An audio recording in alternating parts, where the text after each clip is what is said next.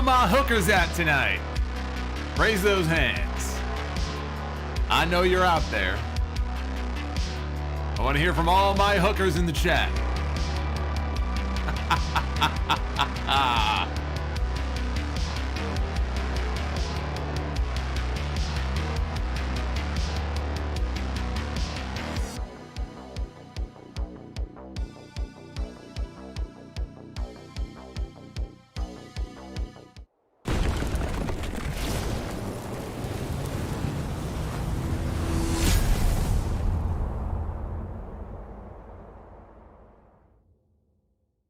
Tonight we are talking SmackDown, we are talking Rampage. It is a Friday night super stream here live on YouTube. I am the Solomonster. Survivor Series.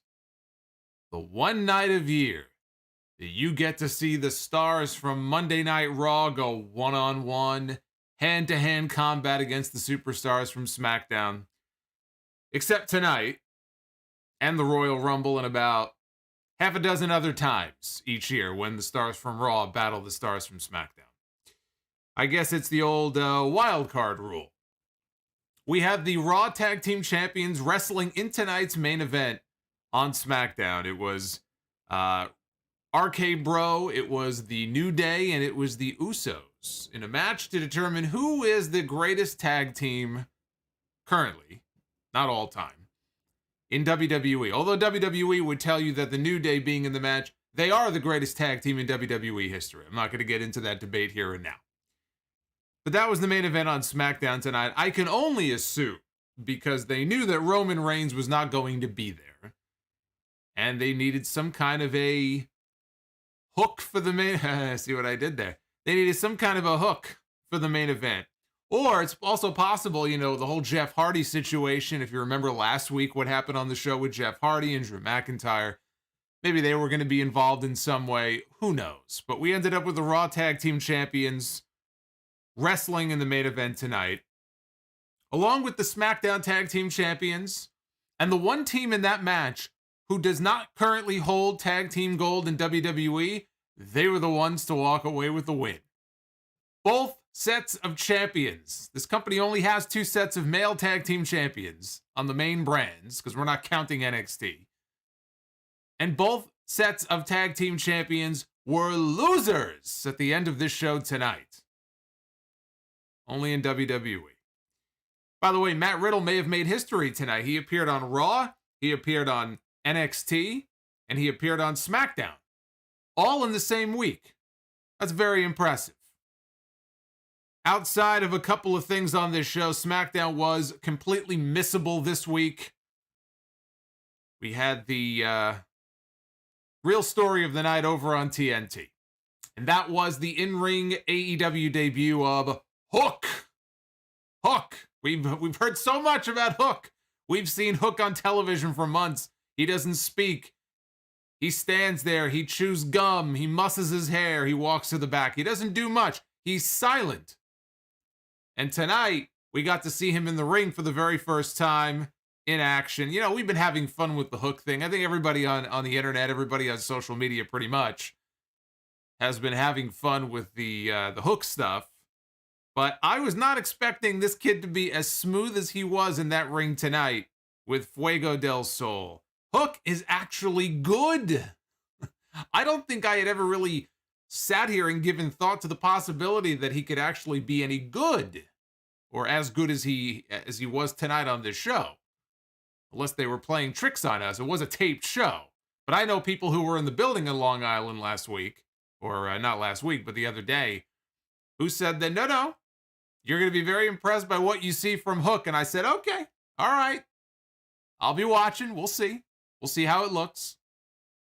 And Hook was very impressive in that match. I think we just added a 5th pillar to AEW. Punk had that t-shirt the other day, right? You got Darby Allin. I don't even know all the pillars that were on the shirt. I think Darby was on there. But you got Darby and you got Sammy and you hear about MJF. Some people would even throw some of the other names out there when you hear about a Dante Martin or a Daniel Garcia or some of these other young talents on the AEW roster. We've added a new pillar to AEW tonight, and thy name is Hook. Unbelievable. Super chats are open. Send them on in. I want to hear what you guys thought of Hook. Any questions? Any comments about tonight's show? They will be on screen, and I will be reading them later. So we are going to start with the SmackDown brand. May as well. SmackDown was live tonight in Los Angeles at the soon-to-be rebranded Crypto.com Arena. It's not officially Crypto.com Arena yet. I guess their first NBA game there under that name won't be until, I guess, Christmas Day, I believe. But they have already taken down the Staples Center marquee. They've already taken down the Staples Center sign outside the building. Very sad. From one corporate name to another. It is so sad. The end of an era. And by the way, I have to mention this as well. Bless Pat McAfee. Bless Pat McAfee. Bless the man's heart. The man just signed a $30 million deal for his show. He's got the Pat McAfee Show. It's a radio show, podcast. I think Monday through Friday he does the show. And he signed a $30 million sponsorship deal with, was it FanDuel? I believe it was FanDuel. So he's got a lot of money coming his way. And I think on the first day when he made the announcement, which was a couple of days ago, about this huge deal, I think he gave away like $8 million to various causes and charities and stuff. But the guy's got more money than he knows what to do with now. And yet he still shows up every Friday night. I know it's only one day a week, but he shows up every Friday night and he sits at ringside next to Michael Cole and he commentates on SmackDown. And he commentates on SmackDown. He does it because he genuinely has fun doing it. I'm sure WWE is not paying him pennies, but what they're paying him, I'm sure, is hardly anything compared to what he's making outside of WWE. But he does it because he genuinely enjoys it and he's a fan. And so I salute Pat McAfee on his $30 million deal. But then there are weeks like tonight where I watch the show and I wonder, why is he even there? Does he ever have that moment where he just sits there and says, what am I doing here? Why am I here? Fresh off his beatdown at the hands of Brock Lesnar last week, Sami Zayn, who lost in his Universal Championship match to Roman Reigns in record time after Brock beat him up. Sami Zayn was out to open the show. He was being wheeled down to the ring in a wheelchair by two male nurses.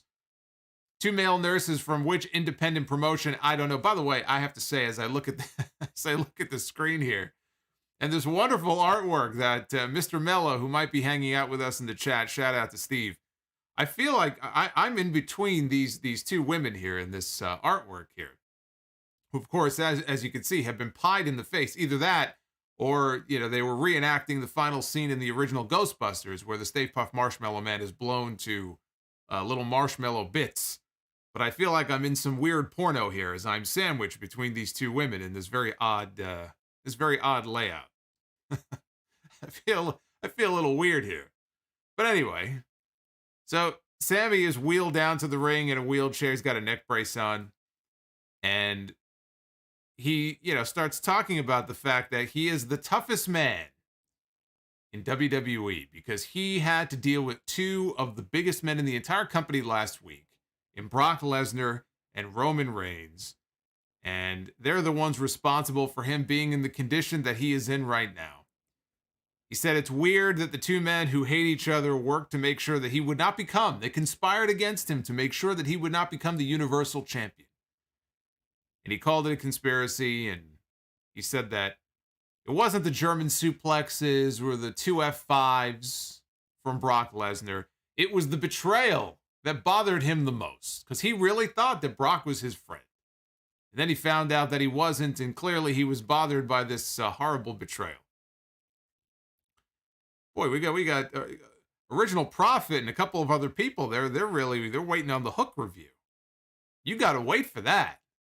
Why do you think I'm saving that for the end? We got to talk about Hook later. We're not there yet. So, Zayn started threatening to sue. He was going to sue Adam Pearce. He was going to sue Sonya Deville, Brock Lesnar, Roman Reigns, Paul Heyman, anybody else who robbed him of the opportunity last week to become the Universal Champion. When all of a sudden out comes Paul Heyman. And he waddles down to the ring and gets inside. And he apologizes to all the fans for being subjected to this. Sami's rants. And Heyman told Sami, it's my people that usually do the litigation. In fact, we're in Los Angeles. It's my people who control the entire entertainment industry. And then he wished Sami Zayn Shabbat Shalom. Which reminds me, for all of our Jewish viewers out there, Shabbat Shalom to all of our Jewish viewers tonight. I know we have quite a few. So Heyman started doing his usual introduction. Sami is sitting behind him and he's peeved. And he starts complaining that Heyman is blocking his shot. He's blocking his camera shot. And he starts to get up out of the wheelchair because he's getting increasingly frustrated. And he's in a walking boot, but he stands up. And Heyman turns around. He sees that Sami is standing there. He gets a little nervous. A Funsky40 just subscribed to the channel. What's going on, Funsky? Welcome aboard. What must Funsky be thinking when he sees this thumbnail, he sees this layout? He's like, what have I just subscribed to? Or maybe he actually thought he was subscribing to something. He's going to find out very quickly this is a wrestling review channel, and then he will unsubscribe. But stick around. You might like what you see. So he's getting up in Heyman's face. And Heyman admitted, because Sami said, I heard Roman Reigns is not here tonight. And Heyman admitted, indeed, Roman Reigns was not on the show tonight. Roman Reigns was on sabbatical in Samoa. See, I like the idea that in storyline, Roman Reigns goes back to his roots. He goes back, he takes a week off, he goes on vacation, he goes back to Samoa. He could have gone anywhere in the country, could have gone anywhere in the world, could have gone to Vegas, could have gone to Mexico, take a little Cancun vacation. Now, he went back to Samoa, so he was not on the show tonight. He's training for his Day One match against Brock Lesnar. Zayn said that Roman may not be there, but I'm here. And there's nobody else here to save you. So he's backing Heyman up into a corner. Heyman has nowhere to go. And again, he reiterates, there's nobody who's going to come out to save. Of course, the Usos were there. I don't know why they didn't come out. But he said, there's nobody here to save you. And all of a sudden, we hear Brock Lesnar's theme music.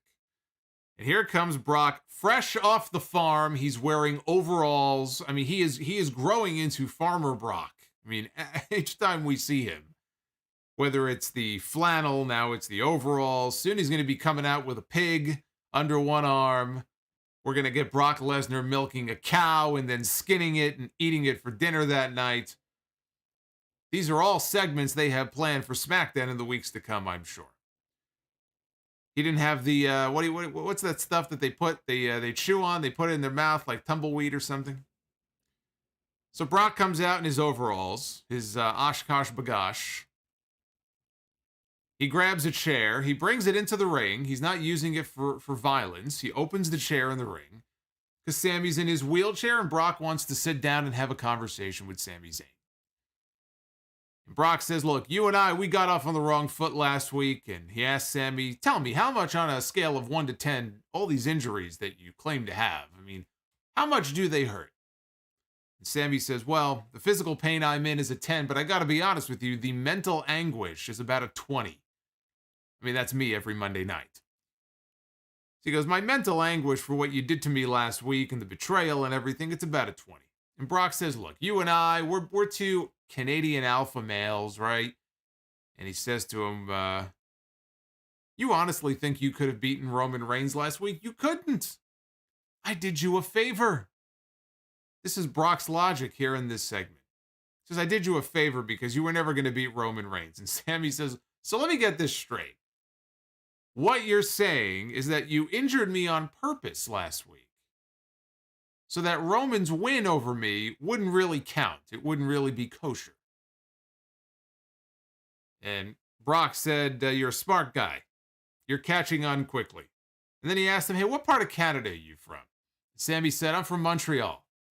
Of course, Brock is up there living in the mountains of Saskatchewan. Brock, after he told him he's from Montreal, Brock spoke a little French. Because the only thing I picked up on was oui, oui. And then he invited Sami to come back to Canada with him to go hunting and fishing in Saskatchewan. And Sami reminded him that he's vegan. Brock didn't want to hear of it.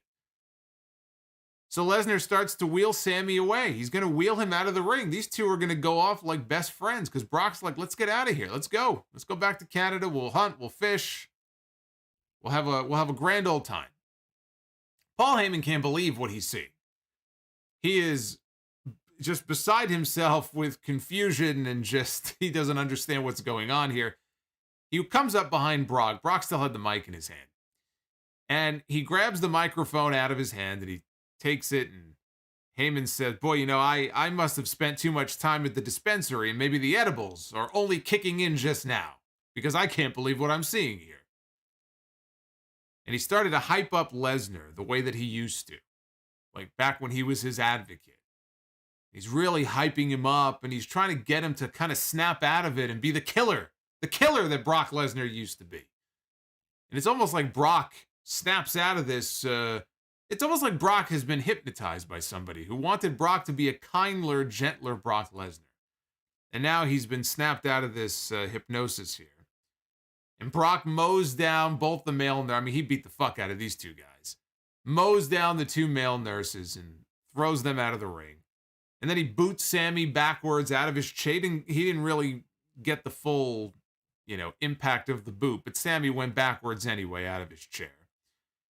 And poor Sami, he picked him up, hit him with another F5. Heyman is outside the ring, and he has that devilish smirk on his face, like he is proud of what he has just done. Smiling at the entire thing. And Lesnar left and headed to the back. Now, when they came back from break, Kayla Braxton found Brock Lesnar in the back, and she asked him, why don't you tell us, what was the point of you coming out to ringside? And all Lesnar would say is, why don't you go ask my advocate, Paul Heyman? And Brock walked off. And that would not be the last time that we saw Brock. I feel like Brock's been sticking around on these shows. Usually he would show up for the opening segment, and before the show would even be over, he was probably on a plane back to Saskatchewan. But he's been sticking around lately. Shout out to Chief Running Wolf, now a member of the Sound Off tribe. He is a part of the Sound Off family here on YouTube. Welcome. Brand new channel member. So they want you to think that Paul Heyman is scheming and playing both sides against each other. And perhaps he's going to end up siding with Brock Lesnar at Day One.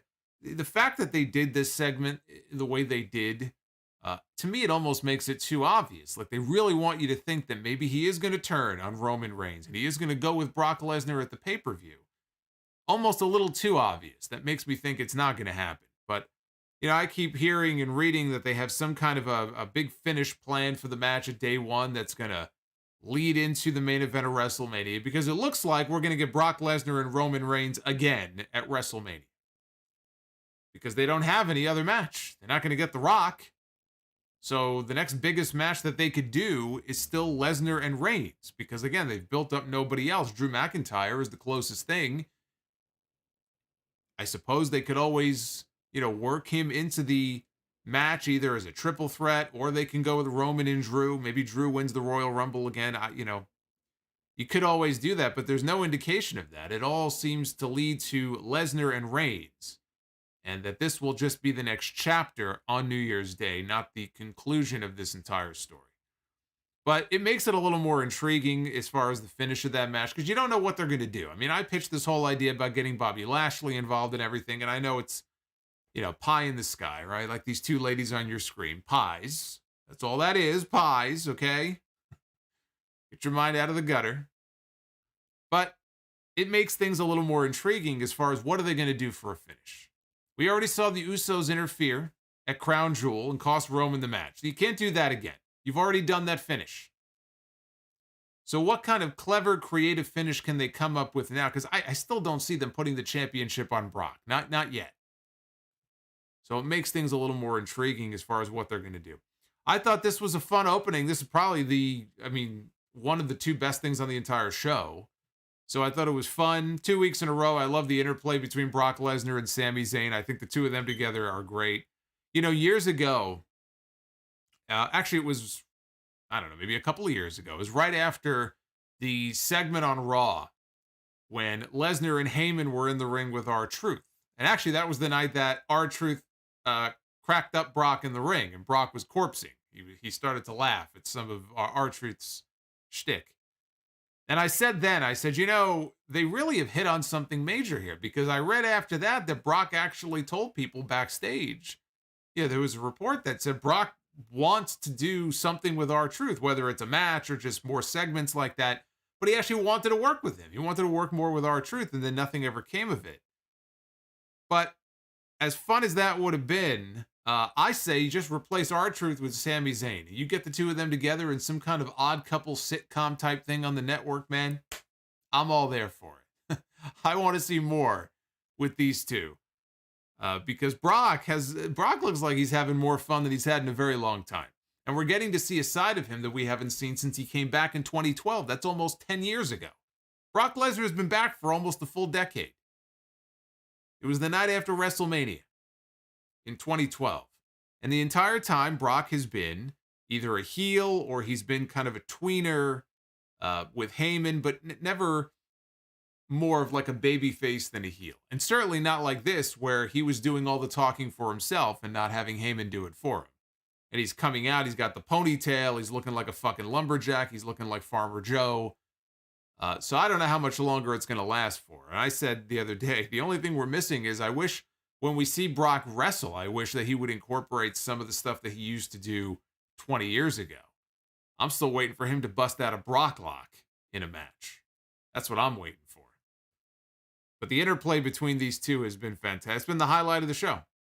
In all honesty, it's been the highlight of the show. So we had Los Lotharios in the next segment against Shinsuke Nakamura and Rick Boogs. This was a total waste of time. You can rename this show a total waste of time. They gave them barely 90 seconds. Boogs started the match with Humberto Carrillo. I still use their last names. I know now they're just Angel and Humberto. Still Humberto Carrillo. So he launched him across the ring. He gave an overhead gorilla press slam to Angel Garza and tossed him out to the floor. Carrillo tried to capitalize. Boogs, though, gave him a version of an airplane spin. Nakamura tagged into the ring and hit the Kinshasa on Humberto for the win. You know, nobody gets over in these types of matches. Unless you're Goldberg in the 90s and it's a total 2-minute squash. Nobody gets over in this type of match.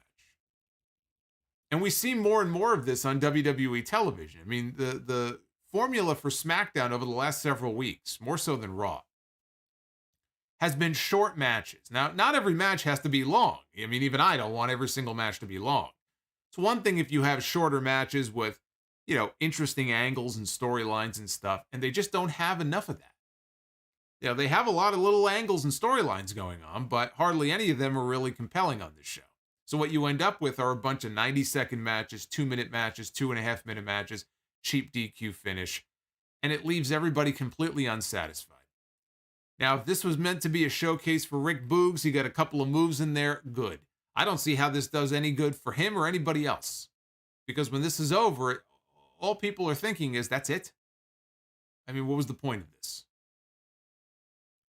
But I guess I should just be happy that at least a champion got a win on this show. A rare thing on SmackDown this week.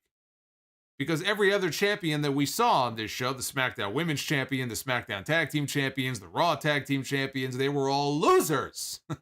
So this was actually a positive that we had the Intercontinental Champion pinning somebody and getting a win on this show. I'll take my little victories where I can get them, and so will Shinsuke. So after the match, they go to the back. And we have Kofi Kingston, Drew Gulak, who I'm shocked is still employed, and the Viking Raiders, standing by a table. It looked like a belt. Something was being covered by this purple velvet bag or covering of some kind. And I thought maybe it was some kind of custom championship belt. We didn't know what it was. We come to find out that the object in question was a new crown because the Bloodline destroyed the King of the Ring crown that Xavier Woods won. And so now Xavier was debuting a new crown, which is comically larger than the old one, which somehow suits him very well. You know, he's obviously a big video game guy. This looks like something that you would see somebody wearing in a video game. You know what it reminded me of? It reminded me when The Undertaker came back all those years ago. He went away for a while. This was back in 94. And he came back at SummerSlam with the purple gloves, right? Purple glove Undertaker. And Paul Bearer had a brand new urn. This urn was so gigantic. It looked like the urn ate the old urn. This crown was much bigger than the one that the Bloodline destroyed. And, you know, he said that it was made from donated unicorn horns and that he and Kofi would vanquish the Usos and RK Bro in the main event and prove that they are the greatest tag team in WWE. And he made everybody say, huzzah! And that was it. That was the segment. Michael Cole showed us some footage from a few weeks ago. Remember there was a battle royal and Drew McIntyre was left out. And Drew McIntyre was not very happy about this, and he confronted Adam Pearce about this, why he was left out of the battle royal. So anyway, he confronted Pearce here on this show. He was sitting, Pearce was, at his desk in the back, and here comes Drew and his giant sword. And Pearce passed the blame on to Sonya Deville for what had happened. Wasn't me, because when Drew confronted Sonya, she said that was an Adam Pearce decision. Now Adam Pearce is saying, no, that was a Sonya Deville decision. Not only Sonya Deville, but also it was approved by a higher authority, he said. Oh no, the higher power is back. They're doing the higher power again. So there's some kind of higher power apparently in WWE who has it out for Drew McIntyre. He said the higher authority told him that McIntyre also cannot bring his sword to the ring tonight. And so McIntyre took the sword and he jammed it down into the desk. It's like a wooden desk that Pearce was sitting at. And he left to go out for his match because Drew McIntyre was having a match against Sheamus a little bit later on. Backstage, we go to a segment with Toni Storm, who is just standing around in the back. And she is approached by Sasha Banks. Full-on babyface now, Sasha Banks. She tells Toni, you know, Charlotte Flair is somebody that she's very familiar with. But as talented as Charlotte is and how she's on another level and all that, you got this tonight. Because Toni Storm was scheduled for a match with Charlotte Flair, non-title, on the show. So she's trying to talk her up and kind of give her a pep talk here. And she goes into how Toni Storm has experience all over the world. And she's wrestled everywhere, in Japan and Mexico and the UK. And of course here in the States as well, Australia. So she was really putting her over. And she said, I've never seen Charlotte as embarrassed as I did last week. I mean, you put that pie in her face. And Toni said, you know what they call that? Pieback's a bitch.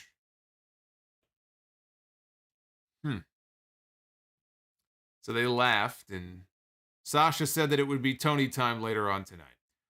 My only takeaway from this segment is that I'm very much looking forward to Sasha Banks against Toni Storm next year at some point in a WWE ring. In fact, I'm ready for an entire program with Sasha Banks and Toni Storm on SmackDown for the SmackDown Women's Championship. We can move Charlotte aside, and let's get something going with Sasha and Toni Storm. That's the match I want to see.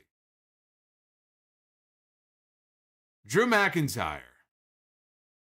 We had Drew McIntyre against Sheamus. Here's a match that we've seen a bunch of times before. And the thing that I will say about McIntyre and Sheamus is that these two always have good matches together.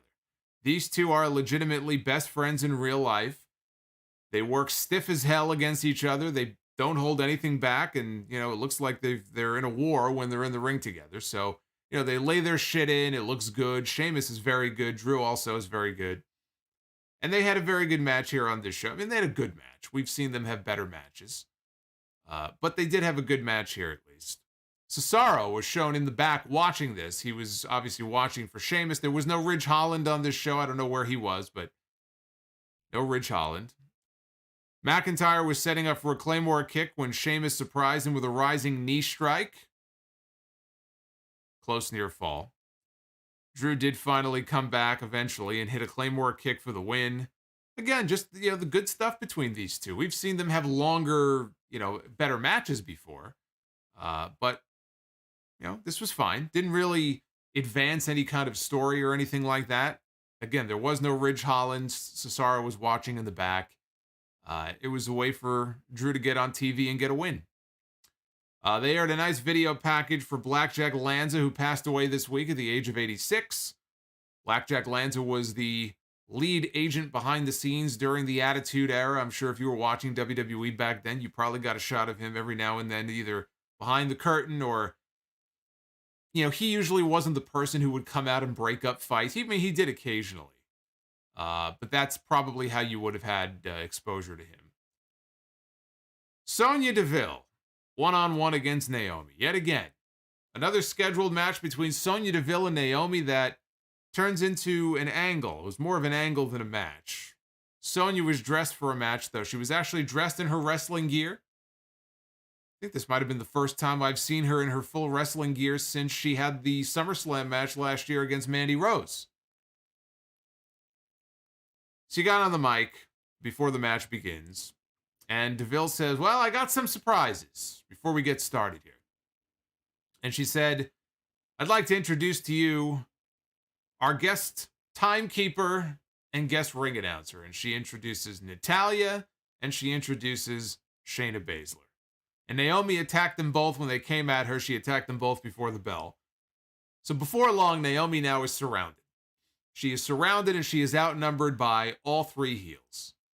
And we hear the theme music for the newest addition to the SmackDown roster, Xia Li. Xia Li, of course, calls herself the Protector. She's here to protect Naomi. She comes out, and they have this neat little CGI effect during her entrance where they made it look like we had, not laser beams, but lightning bolts coming out of her body. She was like shooting lightning out of her friggin' hands. So she comes down to the ring and she helped Naomi clean house. Naomi was setting up for a split-legged moonsault to Sonya in the corner, but Natty and Shayna reached in, pulled her out to safety before Naomi could hit the move. So I thought it was a nice debut for Xia Li, and we still have no idea why Sonya Deville has such hostility towards Naomi. It's been months of this, no explanation. We still have no idea what her issue, what her beef is with Naomi. There was a segment in the back where RK Bro met Johnny Knoxville in the cast of the new Jackass movie. I was today years old when I learned that there is a new Jackass movie coming out in February. Jackass Forever. I know a few people who that name could apply to. Charlotte Flair, the SmackDown Women's Champion, one-on-one against Toni Storm. You would think that this was going to be a pie-eating contest, but they tried to have an actual wrestling match here. This was a championship contenders match. Vince McMahon's favorite thing over these past several months, his new favorite thing in the whole wide world. The good old championship contenders match. I hate this. I hate these championship contenders matches. This did not last long. We're going to get the match at day one. So this didn't go very long at all. There was a terrible spot. I don't know how many times I have to talk about the Charlotte Flair moonsault stuff. I mean, I'm sick of hearing myself talk about it. Her moonsault sucks. It looks like shit. She gets the full rotation. She can do a moonsault. I can't do a moonsault. She can do a moonsault. But she lands on her feet. She does the thing now where she lands on her feet. And like Andrade does in his matches, she does the double moonsault, right? Well, even before she started using that, she would do the moonsaults in the ring.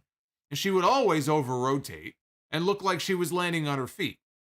If you're going to hit a move on somebody, at least make it look devastating, right? And the thing about that move that I thought always sucked and still does is there's nothing about Charlotte Flair's moonsault that looks devastating in the least. Now she does the double jump moonsault. But this didn't go quite as planned. She comes off the top. She lands on her feet. And the idea was that I guess Toni Storm would try to roll away and Charlotte would do a standing moonsault and then she would connect with it. Well, the only problem is Charlotte hit the second moonsault and she completely whiffed. She didn't hit nothing. Now, Toni Storm is on her stomach on the mat, as if that wasn't bad enough because Charlotte completely missed her. Charlotte went to go pin her while Toni was lying stomach down on the mat. So this was a complete fail in every possible way. This did not look good at all. This looked like fucking amateur hour out there. Charlotte met Toni on the ring apron, shoved her into the ring post, and she started to stomp on her repeatedly in the corner out on the apron. And when she would not stop, the referee threw the match away and disqualified Charlotte Flair. The old disqualified for kicking too much ass finish. Another finish. Another beautiful WWE specialty that we get.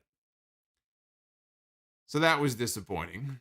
Outside of the clumsy spot, there wasn't much here. I mean, what was there was fine, but disappointing. But they're saving it for the pay-per-view. My hope is that at day one, we're going to get the match, and we'll get to see Charlotte Flair and Toni Storm hopefully on the same page. They did not look like they were in sync for the entirety of this match, but the match went all of 3 minutes. So day one, I'm sure there's going to be a rematch, and that'll be the actual match between these two. They were in LA, and they love showing off all the celebrities in the crowd whenever they're in Hollywood. So we had Reggie Bush, Maria Menounos, who was with Sean Waltman, X-Pac, in the crowd.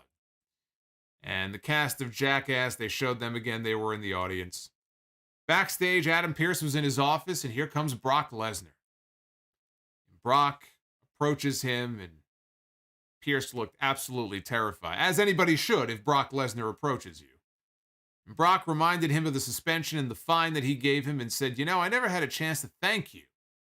That $1 million I paid, that went to charity. He then said that he got some time off and he was able to do one of his favorite things in the whole wide world.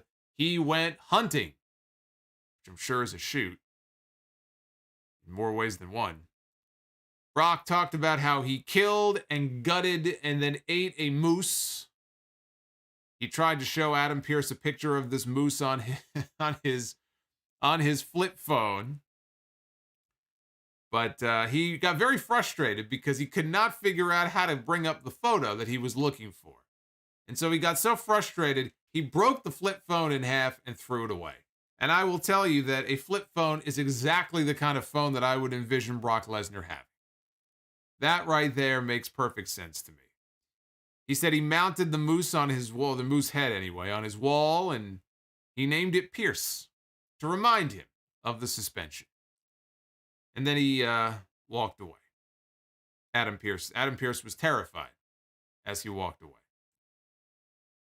Main event was the New Day against the Usos against RK Bro to determine who is the best tag team modern day currently at the moment in WWE. RK Bro, they put a Twitter poll up and they said, let's see the results of the Twitter poll. What did the WWE Universe say? And RK Bro won with 43% of the vote. I laughed because the Usos were next. I think they were 34%. New Day had like 23 or something. New Day was dead last in this poll. So for all the talk about how the New Day, because in WWE they've talked about and positioned the New Day as the greatest tag team in WWE history. And I guess the greatest tag team in WWE history is only good for third to RK Bro, at least according to the WWE fans on Twitter. So the Usos dragged Riddle to their corner. Orton jumped in. Referee, though, pushed him out of the ring. And Jimmy took control. He was slamming Riddle into the ring post. Jay slowed things down a little bit, put on a chin lock. They took a long time. I mean, Riddle was really in there for a long time. And he was, getting his ass handed to him. And they were teasing the hot tag to Randy Orton. And every time Matt Riddle would get close, every time Matt Riddle would even get semi-close to getting into the ring, or getting over to the corner of the ring where Randy Orton was so he can make the tag, he just couldn't make it. Or at one point, he almost had the tag, and then Orton got yanked off the apron by one of the heels, and the fans booed. They did not like it. But I loved how they just built and built and built and built. And the people love RK Bro. RK Bro is one of maybe the hottest act on all of Monday Night Raw. I mean, they're over. They're over. People like them. And they like Randy Orton. So they were into this. And I liked how they teased out that hot tag. People were dying to see him tag into the ring by the time he did. But New Day isolated Riddle again, and eventually Orton finally got the hot tag. And he comes in and runs wild, and he avoided a drop kick from Xavier Woods and gave him a back suplex on the announce desk. Orton gave Kofi a back suplex on the announce desk as well. He gave Jey Uso the draping DDT. Jey recovered, went for the splash, but Orton avoided it. And Xavier made a blind tag. Orton hit the RKO on Jimmy Uso, and Jey Uso rocked Orton with a super kick. And New Day finished things off with a backbreaker foot stomp combo on Jey for the win. Good match. It is comical to me that you had the two tag team champions on the main roster in your company, the Raw tag team champions and the SmackDown tag team champions, and they both lost in the same match on this show. I thought that was completely ridiculous. Now, I understand they're setting up the Usos for a tag title match at Day One against the Usos, so they probably wanted to give them the win.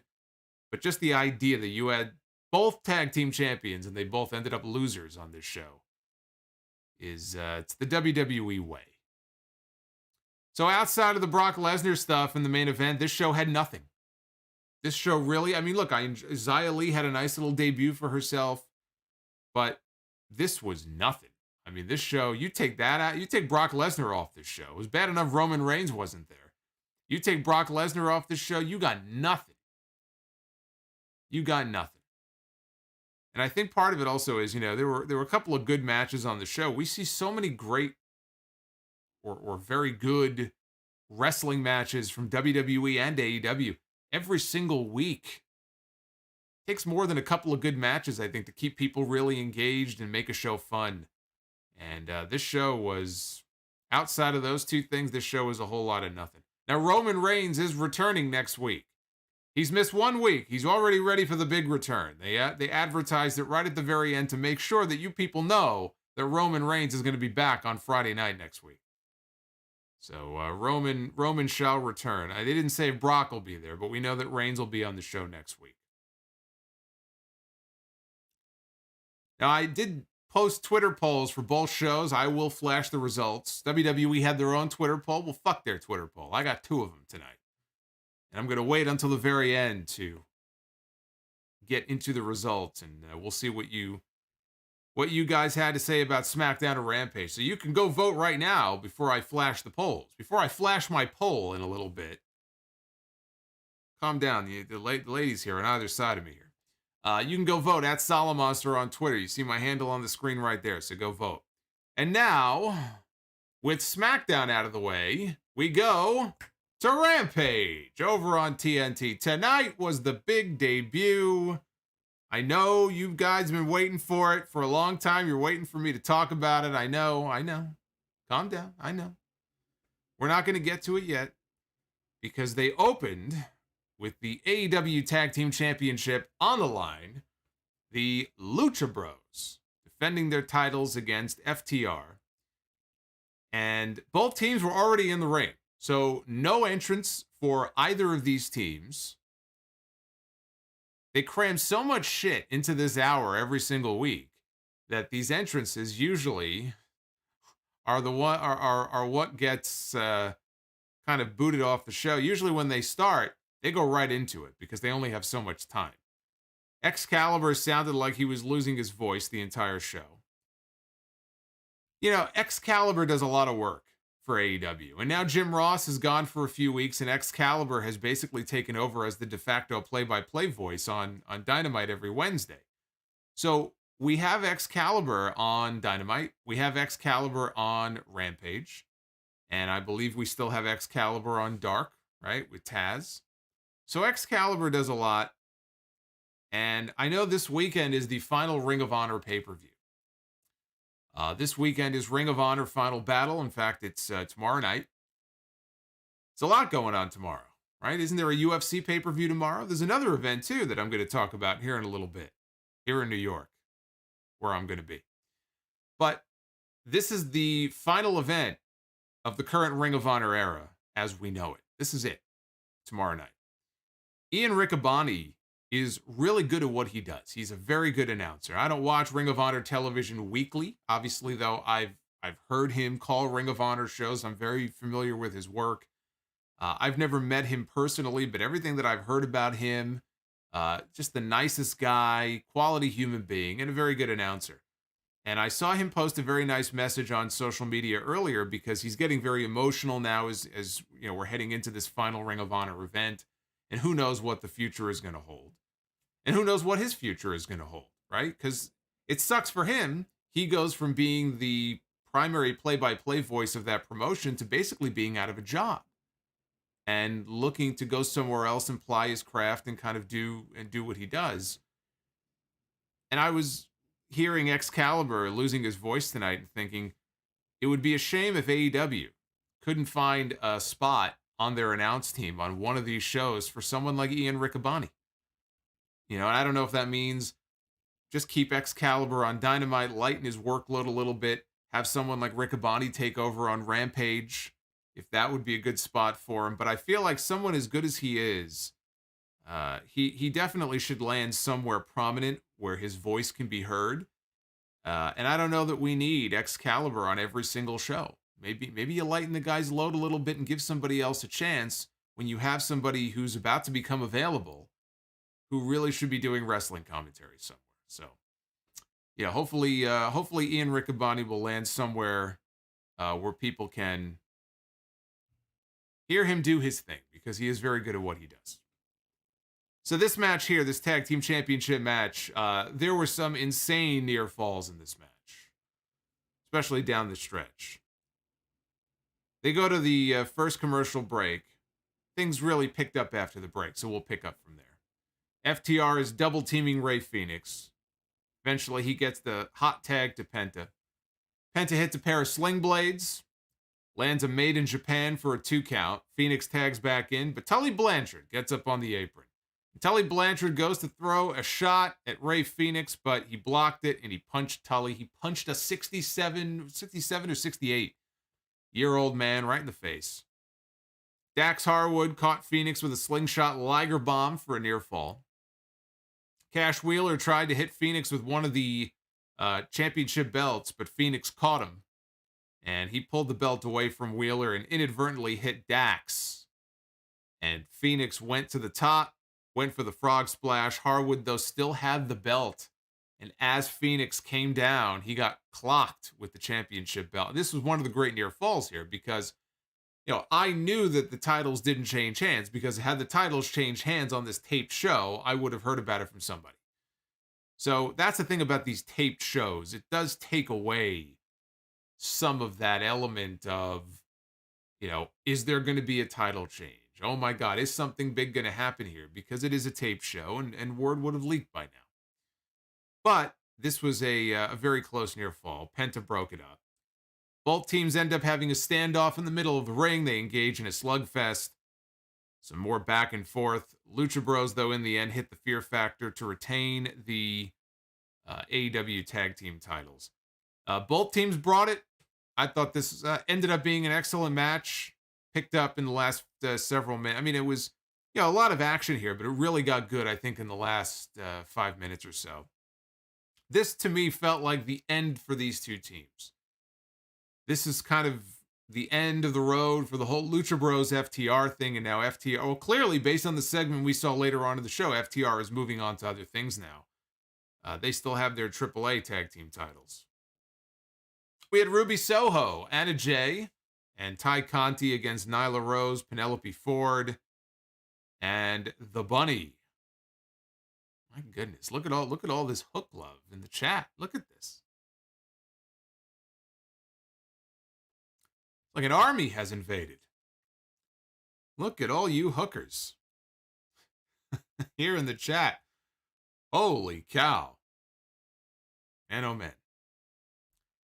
Ruby and Nyla are going to meet in the semifinals of the TBS title tournament. So they were on opposing sides here in this match.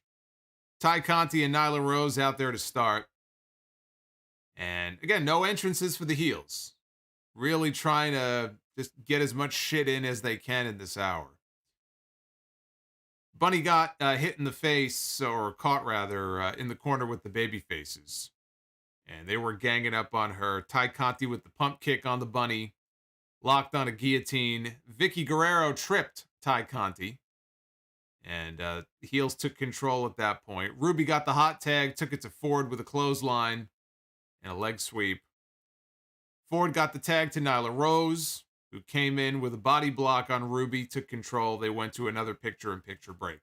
Throughout the entire commercial break, the heels got over on Ruby Soho. So Ruby Soho, all their offense on her took place during the entire commercial, which was ridiculous. By the time they came back, Anna Jay had tagged in. So unless you were watching what was going on in that little box, then you didn't even really see any of it. Anna Jay tagged in, took it to Nyla, tried to finish her with the Queen Slayer sleeper. All 6 women ended up in the ring, hitting a whole parade of finishers. Vicky Guerrero slipped Bunny the brass knuckles when the referee didn't see. She used the brass knucks on Anna Jay and knocked her out. Nyla then picked up Anna, hit the Beast Bomb, and got the win. This was not good. Not good. Tony Schiavone was standing by with Darby Allin and Sting in the back. And if you know anything about these AEW segments, if you know anything about Tony Schiavone doing these interviews, you know that you will never, ever get one without there being an interruption. And so Sting and Darby did not get a word out before they, too, were interrupted. And Tony was asking them, he was talking about AEW debuting in Greensboro at the Holiday Bash show they're doing on December 22nd. That's the place, the same place where Sting wrestled for the World Championship for the very first time in his career. Clash of the Champions against Ric Flair at the Greensboro Coliseum. So they're building this up, Sting's grand return to Greensboro, where he's got so much history there in that city. FTR immediately jumped them from behind. Darby got thrown into a garage door while Tully Blanchard kicked Sting low in his little stingers. And Sting crumpled in a heap. And Tully looks down at him and he goes, "One more time, Sting." So I read that to be that we're going to get a singles match between Sting and Tully Blanchard. That's what that sounds like to me. They could always do some kind of a tag team thing. And I'm sure at some point we will get FTR against Sting and Darby. Maybe they do Sting and Darby against FTR and Tully 3-on-2, but that to me sounded like we're going to get 1-on-1 Sting against Tully Blanchard. And all I could say about that is, as safe opponents go, that's about as safe as it gets for somebody, for Sting to be in the ring with somebody like that. I don't know what kind of match they would end up having together. Tully for his age, and all the years he's been in the wrestling business and coming off the ropes and everything like that, he still moves around pretty good. You forget the guy's in his late 60s. So he moves around a lot better than some other wrestlers who were in their late 60s do. But Sting against Tully Blanchard in Greensboro, if that's the match, I guess there's some history there with the Horsemen. You know what I'd like to see? I would like to see Sting and Darby win the AAA tag team titles from FTR. And then go and defend them in Mexico. And we have like Lucha Sting. And Sting gets to go to Mexico and defend the titles and do lucha things and wrestle the Lucha Libre style at 62 years old. They have a lot of those older Lucha Libre wrestlers down there who are in their 50s and 60s. These guys wrestle sometimes into their 70s. That would be very interesting. Sting adopting more of a lucha style. that would be interesting. And then we got to Hook. I know this is what you've all been waiting for. This is the grand debut This is what all of you have been waiting for. We talk about Rampage every week. They have all these matches. It's like, who cares? Now we have the in-ring debut of Hook. Out next in fight shorts, coming out to Action Bronson as his theme music for his in-ring debut against Fuego del Sol. Poor Fuego didn't even get an entrance. He was one of the unlucky ones on this show not to get an entrance because nobody gave a shit about Fuego del Sol. But Hook did. Hook got his entrance, and Taz was on commentary, and he was like a proud papa out there calling his son's match. Crowd was chanting for Hook right off the bat. He came across like one of the biggest stars in the entire show. In fact, I think he got more cheers than any other person on this entire show did Hook. And he goes in there, and he was remarkably smooth for somebody who we have not seen on television. Now, it's not just that this is his first real match. It is. It's his first real match. But, you know, it wasn't live tonight. It was taped. But still, it's on television. It's in front of a building with 10,000 people in it. You know, I mean, you don't know. If you're new to the business, you know, your nerves can get to you. You're in a different environment. All eyes are on you. You want to make a good impression. If the kid was nervous, you didn't pick up on it at all. A lot of mat work from him early on. Again, really smooth. It looked good. Didn't look tentative or anything like that. We had Hook taking down Del Sol with some judo throws. Was throwing some body shots at him in the corner. Chewing gum the entire time. I don't think he stopped chewing gum the entire time. He chewed gum from the moment he walked out to the moment he walked to the back. He was chewing that gum. Man, I chewed gum for like 2 minutes. It loses all of its flavor. What gum is he chewing? I got the sugar-free crap. So he gets Fuego in position for this great-looking gut-wrench suplex. And he kind of holds him for a little bit, and then he takes him over. And he's looking out at the crowd, and he looks like he's just loving every second of this. I mean, he's not smiling. He hasn't cracked a smile, but he's kind of looking out at the crowd and taking it all in and playing to the crowd. Fuego made a comeback briefly, went for a tornado DDT, but he didn't actually hit the DDT because as he was twirling in the air, getting ready to hit it, Hook just threw him aside. He just like sent him soaring across the ring. And Hook followed that up with an inside-out lariat and an overhead suplex. And then he locked on the Kata Hajime, the Taz mission for the submission. Like father, like son. I think that's pretty fucking cool if he starts using the Taz mission as a finish. And that was it. He made short work of Fuego del Sol, who never stood a chance. He was hooked.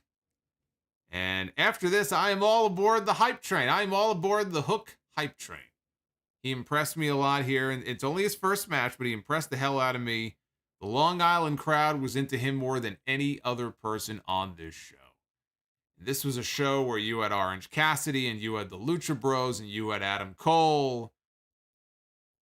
But they were nothing compared to Hook, who picks up his first win in AEW. When we talk about the pillars of this company, we have a new pillar. A new pillar has emerged tonight. Mark Henry did the split screen interview before the main event. I mean, how do you even go on from here? I mean, none of this even matters at this point, right? The show peaked with Hook. It's all downhill from here. But we had Adam Cole in the back with the Young Bucks, and they were making fun of Rocky Romero's eye patch because Rocky Romero was there, and he was going to be, you know, in the corner with the best friends, rooting on Wheeler Yuta in his main event against Adam Cole. So they were making fun of Rocky Romero's eye patch. They were making fun of Trent. Trent Beretta made his return to television on Wednesday on Dynamite with a new look. He was looking kind of ripped. He shaved his head. We have not seen Trent in many months. He had spinal surgery, so he's back now. And they're making fun of Trent. And before Trent could respond, because he goes to respond, and before he can do so, Orange Cassidy cuts him off and tells the Elite that they should be worried about Wheeler Yuta. And just the way this came off, Trent, it felt like Trent just came back and already they're teasing a possible split. where Trent and the best friends may end up going their separate ways. Now, this was only the first tease, but it was a tease. So, when I think of Trent on his own in AEW, if he were to go heel, if he were to split away from best friends, first of all, not good for Chuck Taylor if he were to do that, but not good for Trent either. I don't see a lot of great things for Trent if he ends up going out on his own. Honestly, I think he ends up winding up in the same position that someone like Frankie Kazarian is in, or the Elite Hunter. Frankie Kazarian is kind of in no man's land right now in AEW. He doesn't feel overly special. It doesn't seem like anybody really cares to see Frankie Kazarian on television. He's there. He's a talented guy, but he's sort of there. And I feel like if Trent were to break away and go out on his own, it would be the same thing. He would just sort of be there. I don't see him as being somebody who's really going to be focused on. So if that is the idea as far as doing a split, would we see something out of him as a heel that we don't see as a babyface? Look, it's always possible. And certainly he could challenge for the TNT Championship. I don't see him breaking away and ending up with some great big singles run. There are a lot of people who are in line ahead of him when it comes to that stuff. You even see like Scorpio Sky and Ethan Page. We saw them on TV on Wednesday. And they're kind of like right in the middle right now. They're not even really heavily focused on. Think of all the other people they have on their roster. I don't know if that bodes well for Trent if they split them up. But in the main event, we had Adam Cole with the Elite in his corner, taking on Wheeler Yuta with the best friends in his corner. This was our main event. Not the real main event, but this was the main event on this show. Yuta blocked a La Magistral cradle into a pin attempt and ended up being super kicked. Cole took control. Cole was mocking Orange Cassidy on the outside. He was focused on him, and he was mocking him. Later on in the match, Cole went for the Panama Sunrise. Yuta, though, reversed. As Cole came off the ropes, he turned it into a near fall. Yuta hit a crossbody off the top, but was unable to capitalize. And at that point, he was rolling. He was throwing body shots and knocking down Adam Cole. Hit a step-up enziguri, followed that up with a diving elbow strike off the top rope for a near fall. Yuta hit a German suplex with a bridge. And at that point, he headed back up to the top. Cole caught him, tried for a superplex. Wheeler knocked him off the ropes. And he came off the top, ended up rolling through on whatever it was that he was going for. And Cole caught him, or he caught Cole rather, with this modified version of an Olympic slam. Yuta went up again. This is like the 5th time in this match that Wheeler Yuta has gone up to the top rope. And it did not pay off for him. He went to the well one too many times. He came off with a frog splash. Cole got the knees up. And Cole lowered the boom right to the back of his head for the win. Nighty-night, Wheeler Yuta. I thought, Yuta looked good. He got a little bit of offense in there. I put him in the same category as somebody like a Daniel Garcia. He's not one of their more established young players yet, but you can see there's something there, and they see that there's something there. And in due time, if they can bring that out of him, and if he continues to improve and get better, he too can end up being one of the shining young stars in this company, but he's got a ways to go. He's not there yet. So this was just, I look at this, and this was really just a win for Cole as a way to set up a potential future, well, not even potential, it's going to happen, a match with him and Orange Cassidy. That's really all this was. The match itself was just the backdrop. He was eyeballing Orange on the outside the entire time. It wasn't even about Yuta. It was more giving Cole somebody to beat from Orange Cassidy's group as they continue to build to a match between the two of them. So it served a purpose in that way. After the match, Best Friends and Rocky Romero got into the ring to check on Yuta. Bobby Fish showed up, and he reached in. He pulled Trent out to the floor. And Super Click went at it with Best Friends in the ring. The Bucks held Orange Cassidy for Adam Cole to hit the Panama Sunrise. But when Cole came off the ropes, he just landed on his feet. And instead of hitting the Panama Sunrise, he kicked him right in the balls. And down went Orange Cassidy. Super Click brought Trent back into the ring. They hit a triple BTE trigger to close out the show. I have no idea why they didn't close out the show with the Tag Team Championship match. you had a championship match on this show. And you had a match in which the babyfaces went over. And it was the best match on the entire show. So by every metric, that should have headlined this show. We did not need Adam Cole and Wheeler Yuta in the main event. Now, of course, Hook was really the main event of this show. Let's be honest here. And I've said before, I think part of the reason is just the audience probably dips as the hour goes on because it's getting later and later on a Friday night. So they want to open with their biggest attraction. I think that's probably the logic behind it. But realistically, the tag team title match should have gone on last on this show. But that was the best match of the night on either of these shows. SmackDown or Dynamite was the tag team championship match with the Lucha Bros against FTR. Now, I mentioned that I had polls up. I had polls up for both shows. Let's see how they stack up here. Now, I already told you what my thoughts are. SmackDown, outside of a couple of segments, was a completely missable show. Rampage, I enjoyed. It is the fastest hour of wrestling I watch. It's the only hour of wrestling I watch. There's no other wrestling show I watch that's only an hour long. I don't get to check out, some of the lesser shows. So when it comes to Raw, SmackDown, NXT, I mean, they're all at least 2 hours. Raw is like 7 hours. But it is the fastest hour of television each week. Not always great, but yeah, I enjoyed this week's episode. So let's take a look. This is the SmackDown poll. Not good. Not good. 37.6% thumbs up, 62.4% thumbs down. So way more thumbs down than thumbs up for SmackDown. Now that's the WWE poll. Let's take a look at the Rampage poll. What did you think about Rampage and Hook? 90% thumbs up. 9.5% thumbs down. That's right. Born Sinner in the chat. SmackDown into mud. Good Lord. That's what you call total domination. Or maybe it's all Hook. Maybe it's all Hook. The Hook poll. That's right. Hook is coming for the Infinity Stone, says Kumajin in the chat. Hook equals ratings? Well, I don't know about that. We'll have to wait and see. Everyone's saying that Hook equals ratings. We don't have any evidence of that just yet. Rampage ratings have not exactly been glowing. NXT ratings have also been pretty awful. I think they had 590,000 this week.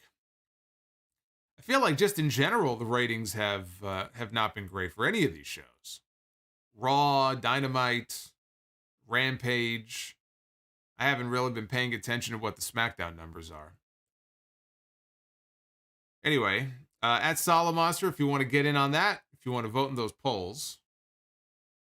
And right now, I want to flip on over to your Super Chats. Hang out with you guys for a little bit. I'm sure you have a lot to say about these shows tonight, so let us get to it. Actually, before I get to it, I did mention one thing I want to show you guys, because tomorrow night is a very special show. What you see on your screen is the order page. You go to fight.tv, under the wrestling section, check the calendar. Tomorrow night, 7 Eastern. There it is, December 11th, live on Fight TV. House of Glory. For the Glory. We are now less than, where are we at here? We are less than 19 hours away from For the Glory. Malachi Black, the House of Black, comes to House of Glory. One-on-one against the Amazing Red. Interesting tie-in here, because you have Malachi Black, of course, married to Zelina Vega, who is also the cousin of the Amazing Red. So there is a familial tie-in here between these two. But I believe this is now I could be wrong. I believe this is the first time these two have squared off against each other. This is going to be a hell of a main event. And I am very much looking forward to calling the action. I will be on commentary, part of the commentary team tomorrow night. You can hear it all on Fight TV. There it is. That's the order page. You can order right now and reserve your spot. Buddy Matthews is going to be making his debut tomorrow night as well. One-on-one against Low Key for the House of Glory Crown Jewel Championship. The Bollywood Boys making their House of Glory debut. It's going to be a fun night. I am looking forward to it, and I hope to see many of you there. I know some of you, at least, are going to be there. In Queens, at the NYC Arena. So let us check out your Super Chats. You can always drop a Super Chat. Question, comment, just want to show some support for the channel. That's cool, too.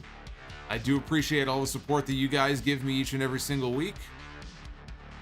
You guys make this channel what it is.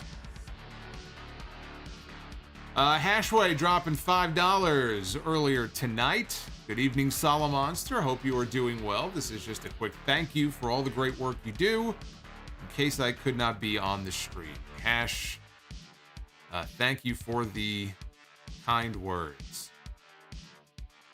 KD says, watch your back, don't get misted.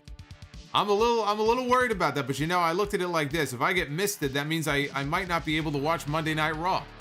And so maybe that isn't such a bad thing. I'll have to watch for the black mist tomorrow. Naif Alsafar, thank you for the $9.99. Magician Sapphire, $10 super chat. Looking at that thumbnail, I don't know if I'm about to watch a wrestling review or an X-rated video. What are you talking about? It's pie. They threw pies in each other's face. You're the dirty one. It's not like I put that together with that in mind. I mean, they were throwing pie. My point was, you built to a championship contenders match by throwing fucking pies in each other's face. That's how WWE built up to this match. Charlotte Flair threw 2 pies in Toni Storm's face. Toni Storm came back and threw a pie in Charlotte Flair's face. And then we end up with a championship contenders match that goes 3 minutes because Charlotte kicks too much ass. Do I have that right? Is that how we've arrived at this potential championship match that we're going to get now at Day One? Is that the great build-up to this match at Day One? Do I have that right? I want to make sure I got that right. Ojali Burgos. Thoughts on Doudrop against Bianca Belair from Raw? I felt it was great and can't wait for the rematch. Also, Raw has been really good lately. SmackDown, not so much. Raw has not been really good lately. Raw will have its moments. It will have a good match. You know, last week, a lot of people enjoyed the Edge and Miz segment. I thought this week was, you know, a step down. They're trying too hard. But to call Raw a good show, yeah, no, I'm not going to do that. Ojali also says, kind of hope Kyle stays in Oh, so what did I think of Doudrop and Bianca? I thought they had a good match. That was the most competitive Piper Niven match I've seen since she got called up to the main roster.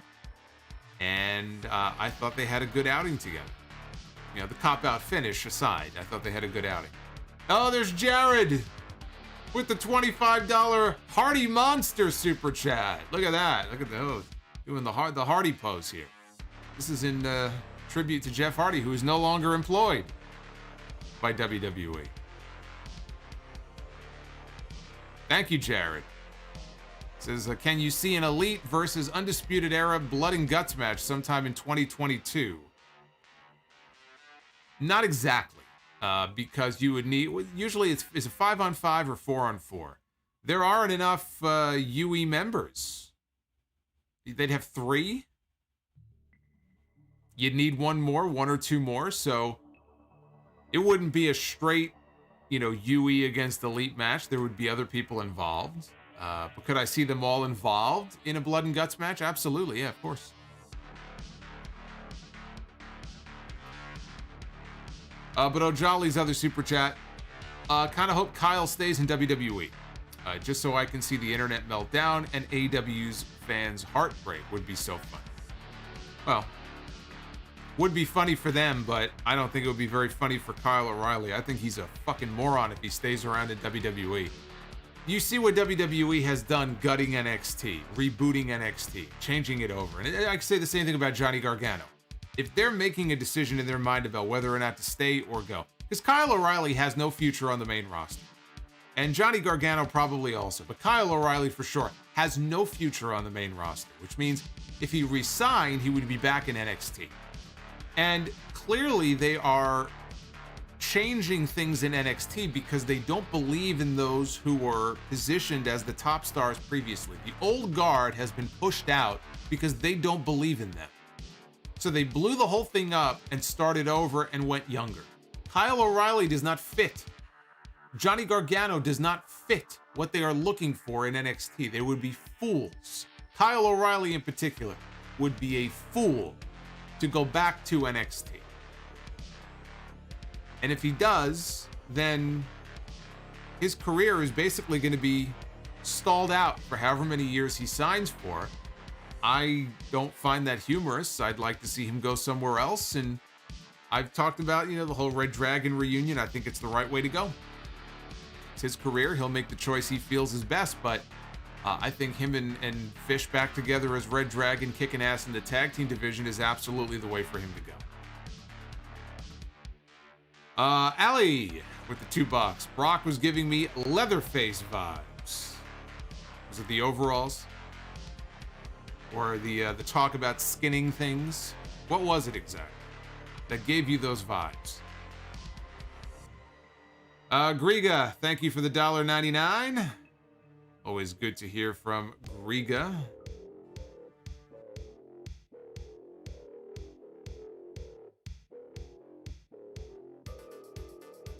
Jay Baker, I like the tease of Trent turning on best friends. Yeah, again, I just don't know what that means for his future on that roster if they do that. Oh, Jay dropped a whole bunch of super chats here. Brock is better than ever. He does not need Heyman. And he said, Hook had a good debut. He was smooth, big potential. I think that's the key word with Hook coming out of tonight. Potential. It's only one match, but he showed a lot of poise, a lot of potential in the ring tonight. First match in, especially at the very beginning there, where he those judo throws and the way he was thrown around. Now, Fuego's 150 pounds, so, what would he look like in the ring with somebody who is 100 pounds heavier? Hook is not physically, he's not a big guy. Then again, neither was his father, and his father used to throw people around the ring and suplex them all the time. We saw a little bit of Taz in him in that ring tonight. He had that one overhead throw, and then, of course, the Taz mission to end the match. I see great potential with Hook. Lord Frieza. Have not heard from Lord Frieza in a while. Hope you are doing well. $4.99 super chat. Brock and my old man have one thing in common, a flip phone. I thought that was perfect. The idea that he would have a flip phone is absolutely perfect. Boots with the $5 super chat. Hook is going to treat Dante Martin like one of the Lost Boys. Hulkling 93 with the $5 super chat. The LMAO moment for me was Excalibur more focused on promoting Sting's first time being in Greensboro since '98 while he is being beaten up. Ace of Masta with the $10 super chat. Shout out to all my hookers tonight, says Ace of Masta. Original Project, thank you for the kind words in the chat. He says, like the video, like the review. Yes, hit that thumbs up. It does help. Quentus Brown, $5 super chat. I am so glad I bought a last-minute ticket to Dynamite to witness Hook's debut. Great debut. He is over like Rover. TK has a new pillar. Temjin Zephyr, $9.99 super chat. Hey, Temjin. Good to hear from you. Hey, Solomonster, been gone for a while, dealing with depression. Felt alone, but your reviews have kept me afloat and appreciate all that you do. Also, when will you have another meetup? Well, Temjin, I'm glad that you are doing better. I'm glad that you are, you find some solace here in these reviews. We all hang out together. We're like a little family, a little dysfunctional family here during the live streams. But I'm glad that you're doing well. I don't have any meetups planned in the near future. We're going to do more of them at some point. I mean, I always have fun when we get together and do those meetups. And we've done meetups all over the place. We've had a bunch of them in Brooklyn. We've had one in Orlando. We had a live show, the one live podcast I ever did in front of, 175 people. The Monday morning after WrestleMania when they were in Dallas. Frankie's downtown. Shout out to Frankie's. It's a great establishment if they're still there. I hope they are. Is Food Hive here? We got to ask Food Hive. Food Hive's from there. He has to tell me if Frankie's is still around. So I don't know. I don't have anything planned at the moment, but stay tuned. I'm sure we will do something soon. You can make it down to one of the House of Glory shows one of these days. If you're local, come on down. Have a good time. Say hello. Jacob Donnelly. Jacob, my God. Jacob, what's going on? $5 super chat. With a few more matches under his belt, Hook can easily be placed with guys like Dante Martin and Lee Moriarty as the very young future of AEW. Marcus the Entertainer. Send Hook. All that and a bag of chips. 1998 called. They want their joke. I think I used to say that in high school. Actually, I didn't. If I said that in high school, I would have gotten my ass kicked at the high school I went to. Probably junior high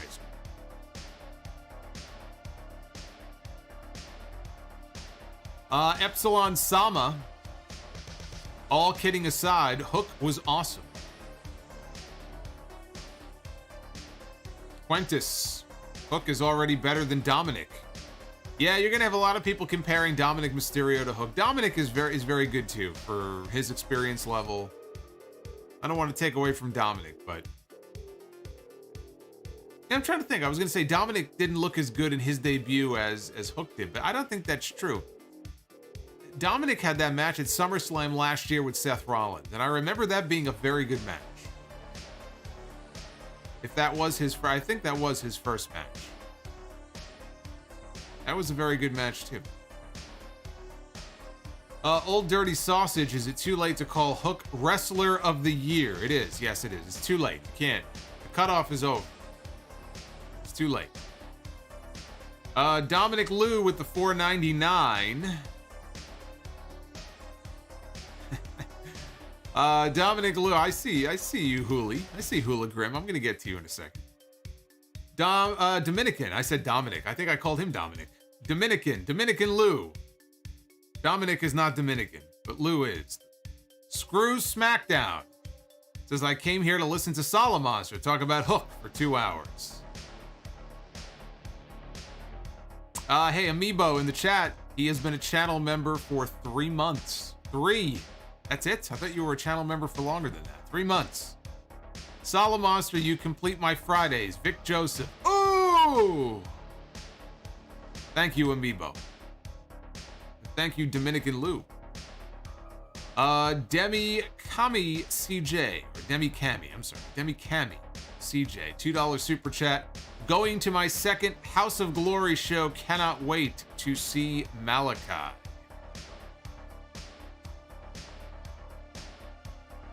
Ojali Burgo says, forget Hook. Tonight was really about Lash Legend. Lash Legend was making her debut tonight on 205 Live. I obviously have not seen it yet.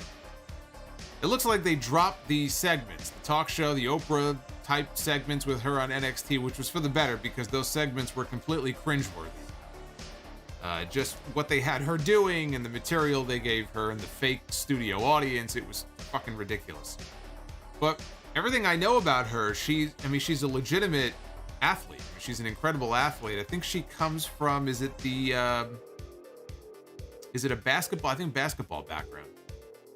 So I have not seen her in action yet. But tonight she was making her debut, I believe, against the Mari Miller, if I'm not mistaken. So, Marcus the Entertainer, Hook definitely could have main evented tonight. Anti-M Bishop, $5 super chat. Salutations. So we have Keith Lee joining us here. Gonna run 2 TVs tomorrow. Hog and Ring of Honor. Rest in peace, Blackjack Lanza. GWS to Jeff Hardy. All the best, Solomonster. GWS. I don't think I'm familiar with that acronym. What is GWS? Does that go with Solomonster? I agree. Jeff Hardy should go with Solomonster. his life would be more enriched. Bald Bro Network with the $4.99 super chat. Hook Gang, stand up. Dominican Lou. This thumbnail is just missing the Brazzers logo. I don't even know if that's PG. Also, Vince fears Hook. All caps when you say that man's name. We got to get the hook emojis in the chat. I see a lot of those hook emojis. Let's get them in the chat. Let's get all the hooks in the chat. Demi Cami, Hook is legit. I am jealous of his physique. Oh, looks like we have a we have a very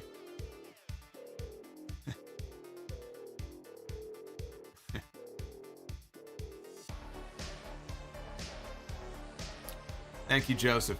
We have a very thirsty Hook fan I see here with Demi dropping $2. That's right. King Solomon in the chat says, hook that like button. If you're a Hook fan, how about this? If you are a fan of Hook, hit that like button. Let's see how many likes we can get for Hook. Don't do it for me. If not for me, do it for Hook. How many likes do we have so far? I haven't even really been talking about it. How many do we have? 200? Oh, we have a little over 200. We could do better than that. We could do better than that. Hook wants you to get that to at least 350. At least 350. Hook is going to be very disappointed if we don't at least hit 350. Mr. Andrew, $4.99 super chat. Saw an interesting theory that Heyman is not loyal to Roman or Lesnar. He is loyal to the Universal Championship. It's kind of strange. I don't know about that. Why would he be obsessed with the Universal? Is he going to challenge for it? Are we going to see Paul Heyman in the ring wrestling for the championship? We're going to get a triple threat at WrestleMania. Heyman versus Roman versus Lesnar. That sounds like a terrible idea. Dried chicken without flavor. I'm going to get it out of my system. Shouting solonography. This is one of the best picture backgrounds for this review. Just using WWE's own images. I mean, this is what we've seen on Fox. Don't look at me. This is apparently how we build up championship matches. Rodimus Prime, $15 super chat. Missed SmackDown as I do most weeks, but Hook's debut was impressive. Liquid Sharingan, $20 super chat. So Finn Balor was pushed nearly as strong going into his first SummerSlam, being put over by the likes of Reigns, and then the match with Rollins, which was a great match. Did WWE sour on him because of the injury, or was it heat? No, I'm not aware of there being any heat on him. I think they actually like him, but he's pretty much fallen into that position I kind of feared when he left NXT to come back to the main roster. And he was more than ready to leave NXT. It felt to me like he had done all there was to do. And now that they've blown up NXT, he wouldn't have really had a spot there anyway. But he's on the main roster. And it's not the same Finn Balor. We had, the Finn Balor in NXT had an edge to him. He had an edge to him. He would get in the ring. It felt like he was having these battles in there. He would make you earn it when you were in the ring with him. He was having great match after great match. He wasn't out there smiling. He was, he was focused. He was, he would almost have this, mean mug on his face. We don't really have that version of Finn Balor on the main roster yet, right? I mean, they completely fucked over the whole demon stuff with the finish to the Extreme Rules match with Roman. That was a joke. And, we haven't really seen much of him recently. I think what really stalled things out for him was the injury when he got hurt. They put the Universal title on him, first Universal Champion in company history, and he got hurt literally the same night. And that wasn't his fault, and it's not the company's fault. It's just kind of the way things worked out, and that really killed his momentum. But he was on a tear. This most recent run in NXT, he was on a tear. And we don't have that same Finn Balor on the main roster, unfortunately. think we all knew that would probably happen. Brock Benningfield, $4.99 super chat. Tony looks upset that you did that to her, Solomonster. Charlotte looks like she likes it. Oh, don't say that. Don't say that. I told you, I like pie just like everybody else. I like pie, they like pie, they, you know, everybody loves pie. I'm more of a pecan pie guy. The pecan or pecan? I say pecan pie. Some people say pecan. I think they're pretentious. They're like Cody Rhodes would say that. Pecan. Very pretentious. GCC 305, $5 super chat. Hey, Solomonster. Darby Allin is going to be a part of the new Jackass Forever movie as well. Not sure if you knew about it or not. I did not. But it makes total sense. Actually, it makes a lot of sense to see him doing some of the Jackass stunts in that movie. He'd be a perfect fit for that. Tuxedo T Servo, $5 super chat. No message, just showing some love. Thank you, Tuxedo. Marcus the Entertainer, $2 super chat. Winter is coming equals Ring of Honor. And he says Team Taz for Trios champions when they debut. We are getting Trios titles in 2022. You can mark it down. In fact, I think it'll be the first half of the year, but at some point in 2022, we're absolutely getting Trios titles. So Hook may be a champion before long. Hook may have some gold around his waist in these next few months. Fernando Abreu, $4.99 super chat. Hey, Fernando, thank you, sir. I think he might be a first-time donator here. I was at the show on Wednesday and was impressed by Hook's performance. I'm officially a hooker. Brian Ramos, thoughts on my list of next-generation pillars for AEW. Okay, so we've done the young pillars. Now he's talking next-generation pillars. Daniel Garcia, Hook, Dante Martin, Lee Johnson. What is your list? Verbal Souls in the chat. Before I answer that, Verbal Souls in the chat. His injury was pretty bad. You're talking about the Balor injury from SummerSlam a few years ago? Yeah, I think he didn't he tear? Was it a? I'm trying to remember if it was a rotator cuff tear. I don't remember the extent of it, but it was a pretty serious injury. So there was not going to be, him working through it. A shoulder injury is a very tough injury. So no, there was no way he was going to work through it. It would have been stupid for him to even try. Now, if this were 30 years ago, would somebody have taped up the shoulder if they had just won the championship and soldiered on? Yeah, probably. And then they would have had a permanently fucked up shoulder for the rest of their life.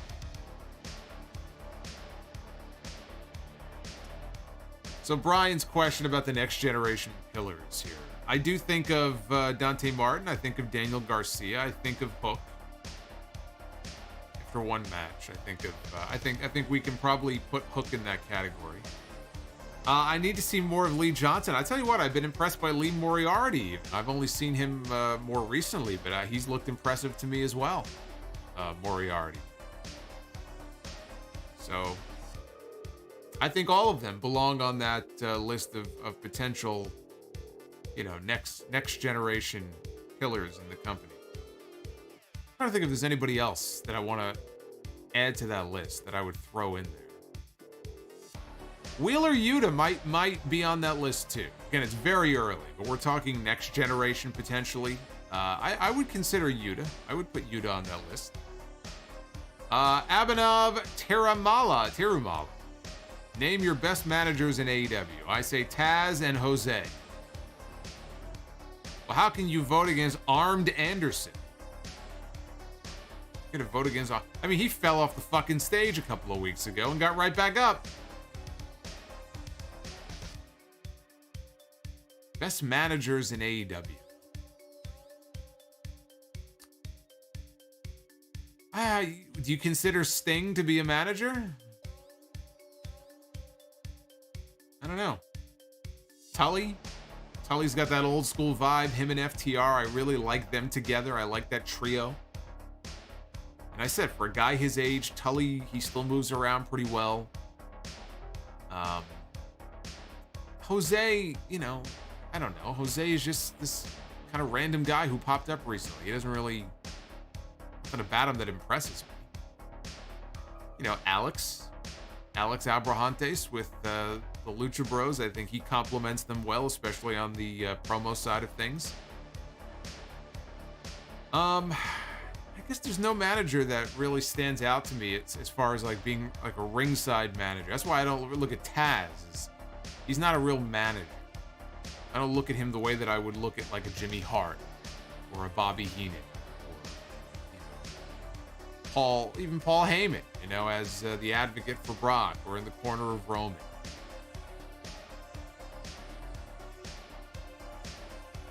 Just Jay. $4.99 super chat. We want Punk against Sting at Bound for Glory. I think you've mixed up the two companies. Fried chicken without flavor. AEW needs to start 2022 with more grittiness, more hands dirty, more nastiness, and less sanitized. Or being the elite cast members. So, you want them to be dirtier, less sanitized. That's how people get sick. So you want them to get COVID. Is that what you're saying? Make sure you wash your hands. And if you're not going to wash your hands, then don't touch me. Hey, Randall Roncal with the $4.99 super chat. Down goes Disco.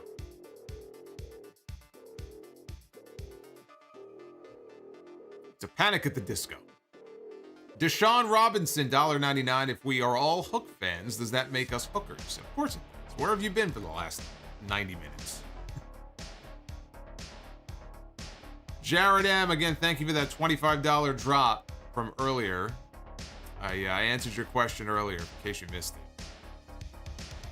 Steven Chappa, $9.99. What's going on, Steven? Been a few weeks, but here is a little love to the best in the game. It is not hashtag send for Hook. He says it is hashtag send for Solomonster. Original Project, $10 super chat. Great work. Keep up the best review on YouTube. Hook had me tonight, and good job from FTR.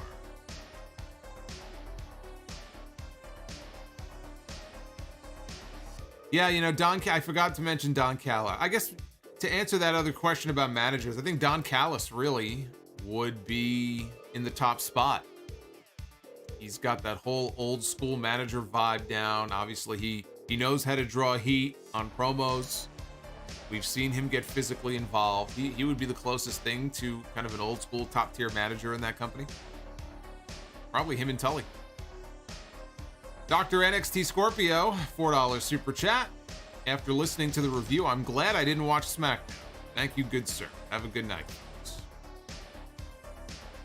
Nick Grasso, Johnny Gargano opened his Twitch back up and started his own pro wrestling tee store. Pretty much confirms he is leaving WWE.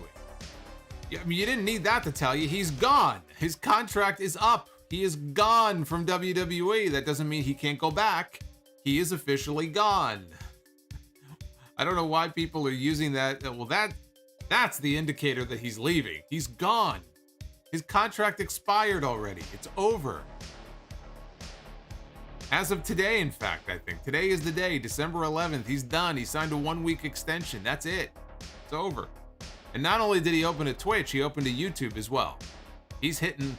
The only thing he needs now is a fucking Cameo page. Hologram. I don't know if he's still around here, but Hologram, $5 super chat. I'm over on your Hog fellow commentators channel and I saw your thumbnail, almost pissed myself and had to come and give you props. Can't wait for House of Glory. Thank you. Thank you, Huli. Glad that you are entertained. Temjin Zephyr, $4.99 super chat. In reference to Food Hive, what was for dinner tonight solo? I had chicken with Chinese veggies and fried rice. Well, it's funny you say that because I had brown rice and chicken and shrimp with Chinese vegetables and cashew nuts with a light brown sauce. That was dinner tonight. Chinese every Friday. That's my day. Alex Nava, $5 super chat. Been a fan since TV Tracks. Just wanted to say thank you for your hard work. Alex, thank you. TV Tracks, so you're going back, what is that? You're going back at least 6 or 7 years there. Joseph Brooks, $9.99 super chat. Buy, rent, or sell. On which of these dream programs do you wish we could see or wish that we could have seen for Brock Lesnar? Against Samoa Joe, Bobby Lashley, or Batista? Samoa Joe, number one, easily. Easily. I would go Joe, Lashley, and Batista in that order. Andre Israel, $5 super chat. We know the 4 pillars for the men in AEW, but who would you consider for the 4 pillars on the women's side of AEW? Britt Baker. Where's my thumb? There it is. Britt Baker. Thunder Rosa. Britt Baker, Thunder Rosa. You know, Sheeta had that championship for a long time. And Sheeta's very good. I'm going to go in no particular order. Britt Baker, Thunder Rosa, Riho, who is the first champion and who also is very good.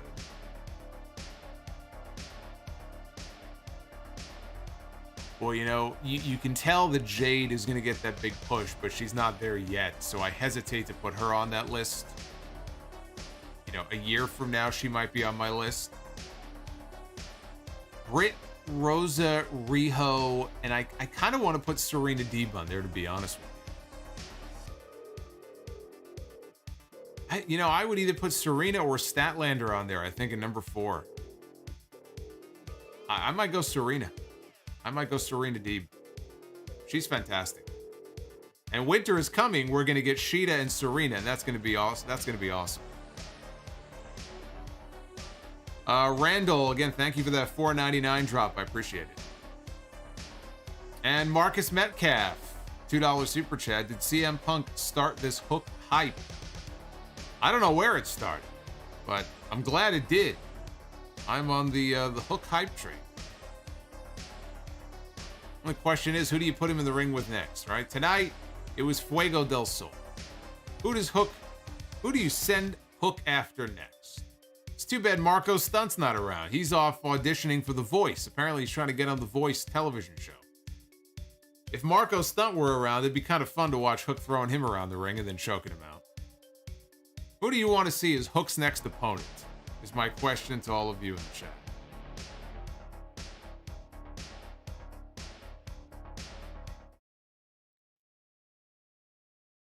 There it is. Boom! Don't forget to hit that subscribe button, hit that like button, thumbs up, ring that bell, notifications. That way, when I go live, you guys will be the first to know.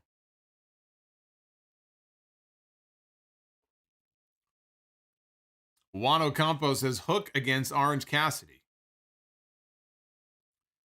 You know, Orange Cassidy, he's over. He's one of the bigger baby faces in the company. That would be a bad move. Because Hook is not going to go in there, and they're not going to put him over Orange Cassidy just yet. So unless you want to see Hook go in there and already suffer a loss, I think we stay away from Orange Cassidy. We go with kind of the low-hanging fruit first and then work our way up. Naif Al-Safar, he has been a Sound of supporter and a legend on this channel for 9 months. 9 months. And he says, my son is watching with me, and he is one of your fans now. He is saying you're the man, brother. That is awesome. Well, you got to tell me what your son's name is, and I can shout him out. Tell your son that he is awesome.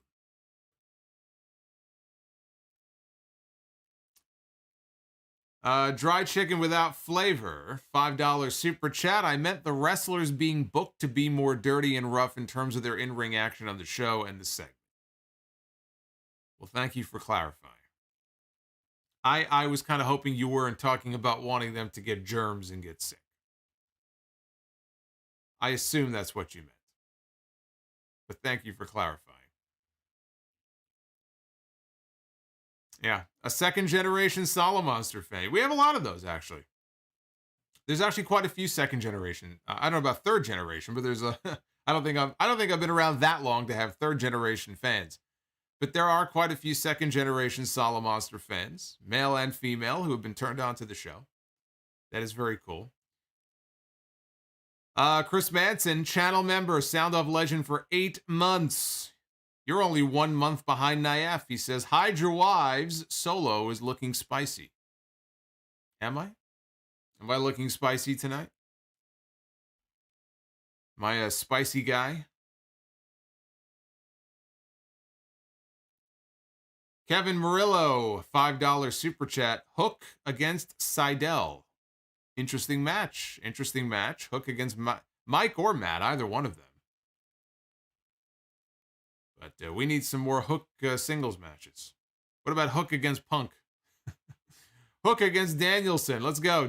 Brian Danielson wants to work with all the young guys, right? You got to put Hook on that list too. Bob the Builder, $2 super chat. Are you watching the new Dexter? I didn't watch the old Dexter. Why would I watch the new one? I'd have to go back and watch the old one before I watch the new one.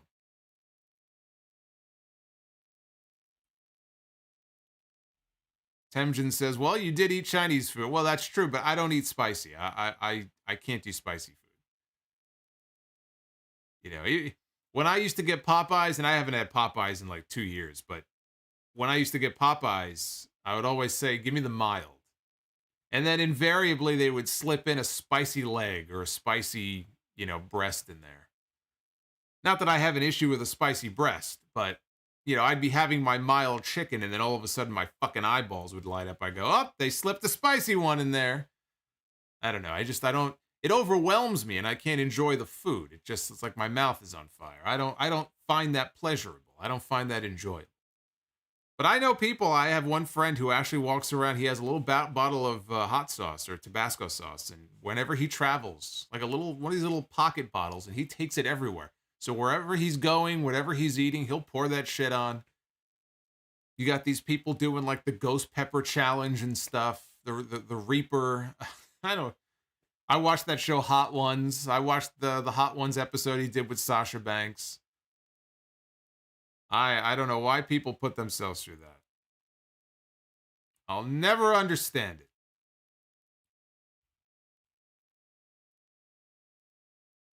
Naif says his name is it Turkey? Is that how it's pronounced? Turki? I want to make sure I'm saying it right. It's not like Turkey, but Turkey. What's going on, brother? Thank you for being a fan. Thank you for joining, and thank you for watching. I like that name. That's a cool name. Bob the Builder, I'm shocked that Lashley is 46 and Balor is 40. Yeah, Bobby is getting up there, but Bobby looks as good as I've ever seen him. I mean, he's doing some of his best work. He looks fantastic. Solomonster, you follow John Campea on Twitter. His wife was at SmackDown with her friend who is dating Nigel McGuinness. Interesting, yeah. No, John is someone I don't know him personally, but John, and for those who don't know, John Campea, he runs his own YouTube channel, primarily about movies. He's a movie guy. He used to work for AMC. But I was following John when he started a little website called The Movie Blog. That's how far back it goes with him. And I used to read his post on his little movie blog, and then he just grew it, and he just blew up, and eventually he worked for AMC, and now he does his own thing, and he's got like, I don't know, 250,000 subs or something on YouTube. And I still check out some of his movie streams every now and then. I don't have, time for it all the time now, but yeah, so that's how I know him. I've been following his work since he was like a nobody. Way back when we were both a bunch of nobodies. And now he's a somebody. And I'm like a semi kind of nobody, but he's blown up since then. I'm happy for him. Dried chicken without flavor, a hook for New Japan Strong. I don't want him in New Japan Strong. I want him in AEW so we could see him on TV. Frost757 in the chat says, what can you eat, Solo? Like, seriously. Why do you think I've lost so much weight? All the shit that I can't eat anymore. Steven Chappa. Steven Chappa, channel member for 9 months. Hook against Moriarty could be a lot of fun as a one-off match. Or Lee Johnson.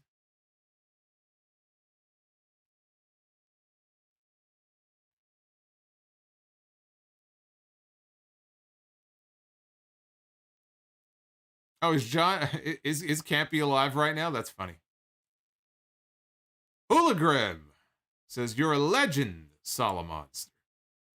I don't know about that. And then we got Lash Legend on 205 Live. I don't know if I've reached legend status just yet. Maybe in these next few years. If I ever watch a Game of Thrones, would I review it? I don't know. I guess, I mean, if the interest was there, maybe. I'm more interested in getting back on the Sound Off Gamer stuff, finally. Now that I have this new machine, I'm on my new laptop here. It's all specced out. I'm still setting things up. I've been very busy, but in the new year, it's one of my resolutions, even if it's just for channel members or something, and not for everybody, but I want to bring back Sound Off Gamer and play some real fucking games. Get into some real... I might be total dog shit at it, but that's kind of what makes it entertaining, I guess. I don't know what I'm doing. But I got to buy a Bluetooth controller and really try to, max out the system and see what I can do.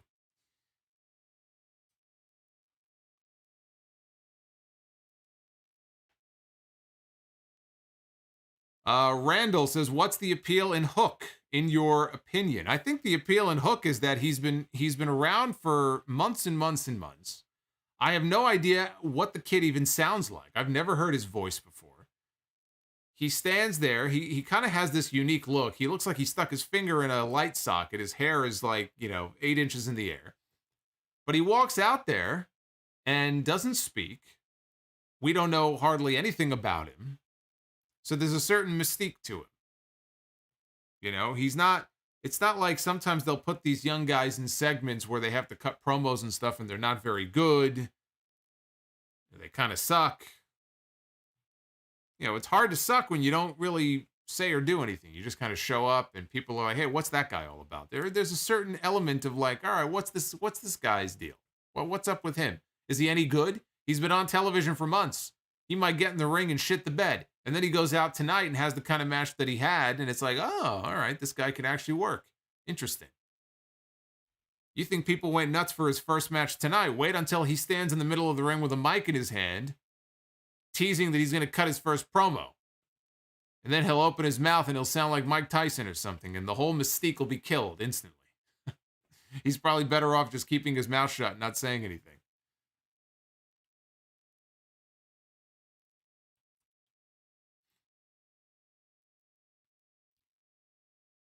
Naif says you pronounced his son's name perfectly. Awesome.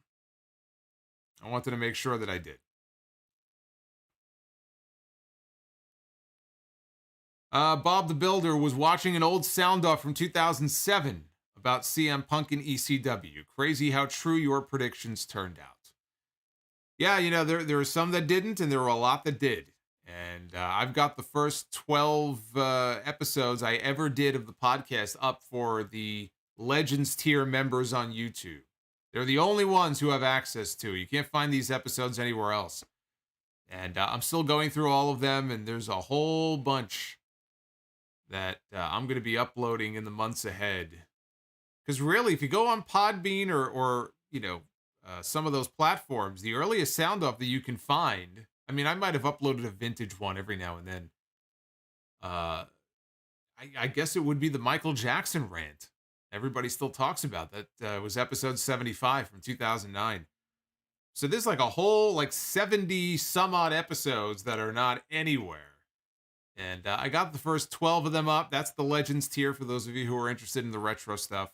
It is fascinating to go back and listen to those old shows. Listen to what I sounded like. I can't even stand to listen to it. But to hear me talking about some of these big stories and things that were going on in 2007, 2008, It is interesting to hear these predictions I made that here we are now 13 years later, 14 years later. It's like, oh, all right. That one turned out pretty good. DJT, yes, I did see Matt Hardy's tweet. He's already teasing the possibility of Jeff coming to AEW. I see that.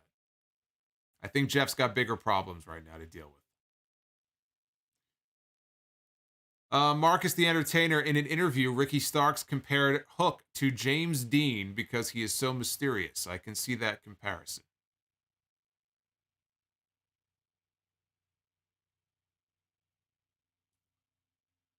Bash, yes, the Jeff Hardy story is going to be the top story on the podcast on Sunday. I will be talking about Jeff Hardy on episode 734. Turtlehead, $1.99. Freddie doesn't sleep because of Hook. Well, you know what I heard? I heard that when he goes to bed at night, Chuck Norris looks under his bed for Hook. You got Chuck Norris looking under his bed or checking his closets before he goes to bed. I mean, that's pretty serious shit right there.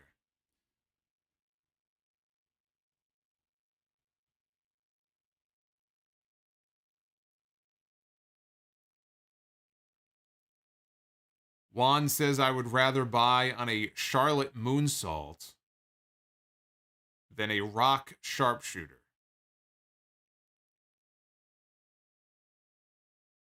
KC, did you hear Rhea Ripley say RK Bro is a copy of her team with Nikki ASH?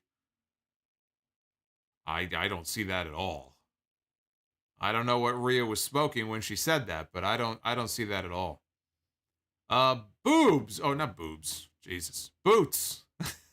That tells you where my mind is. I love how I say that with this layout. Holy shit. Boots. $2 super chat. Can Hook be the new Goldberg, but better? Let's not get carried away. We all know Hook is going to be much better than Goldberg.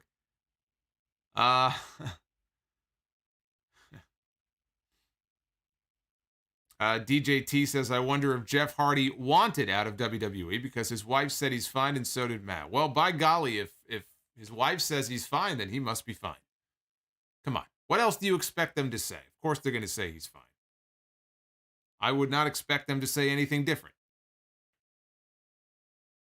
Mario DeRose, $4.99. How would you have booked WrestleMania 14 if Bret stayed and the screw job never happened? Very simple. Bret Hart goes to WrestleMania in 98. He defends the WWF Championship against Stone Cold Steve Austin, and he puts Austin over. You know, Bret beat him at Survivor Series. Bret beat him at WrestleMania 13. Austin really never did get that straight-up pinfall decisive win over Bret Hart. I think Bret finally puts him over when it counts and passes the championship, passes the torch to Austin at WrestleMania 14.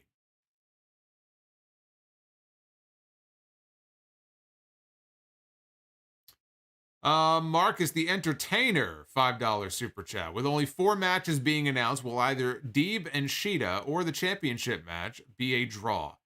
I've said, you know, as far as Danielson and Hangman going the full hour, you know, how many matches they have so far? Is it 3? Because we have Dante Martin against MJF.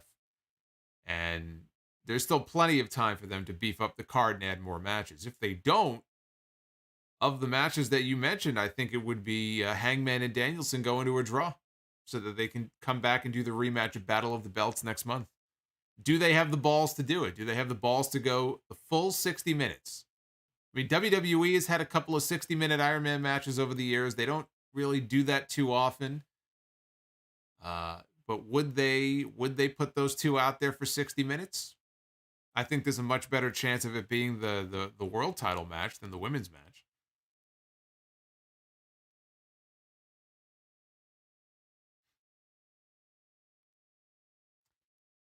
Dry Chicken says, budget cuts, fear Hook.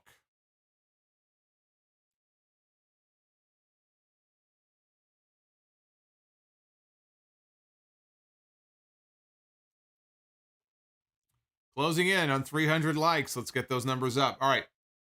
We do what we do here on this show. You know where I'm going with this. You know what we do here at the end of these streams.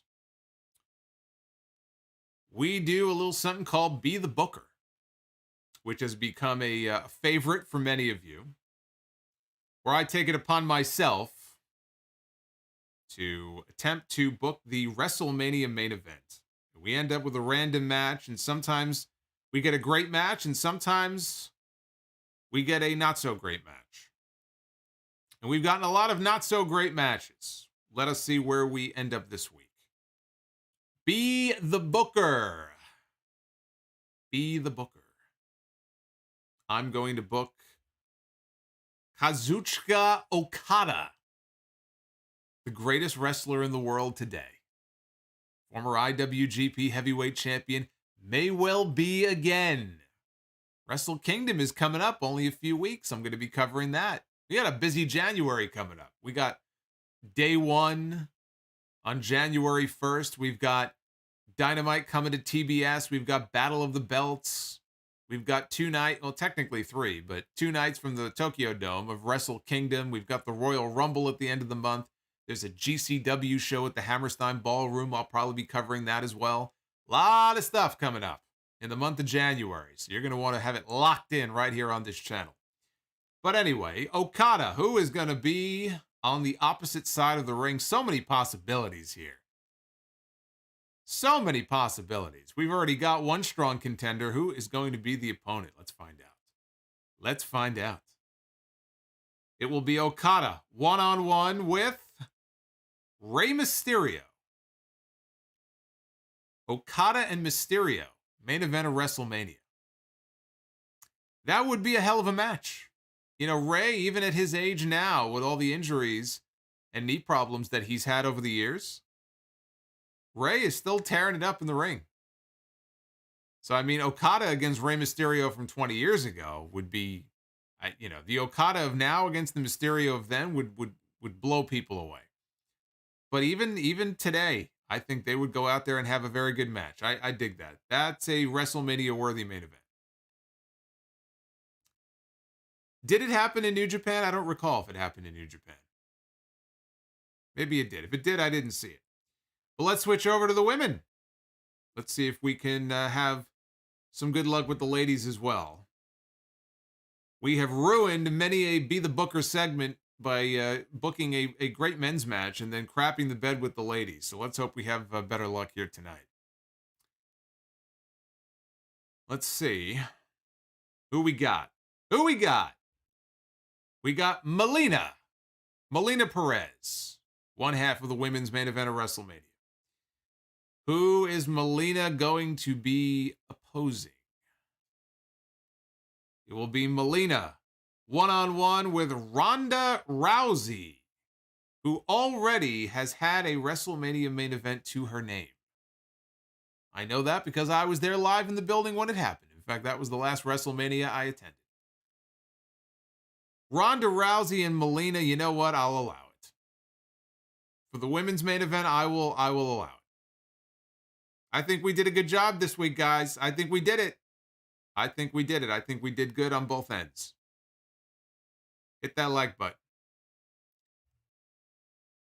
That was a good Be the Booker. Interesting matches, too. Okada and Rey Mysterio. See, now I kind of want to see that match now.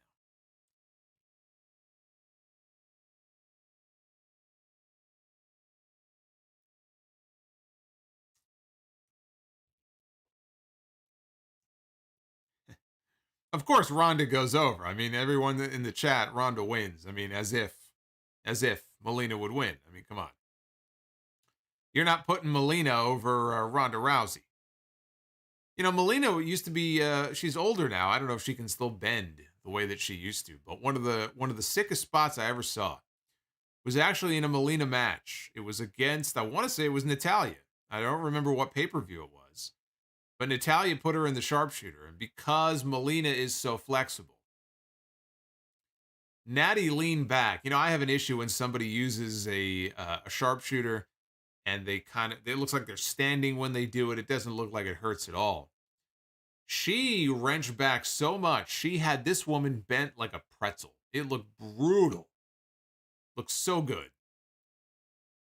So if Ronda can take advantage of that, she can bend this woman and make it look good. I don't know if she's as bendy though as she used to be. What pay-per-view was that? What was that anyway? It was Melina and Natty. I don't remember what show that was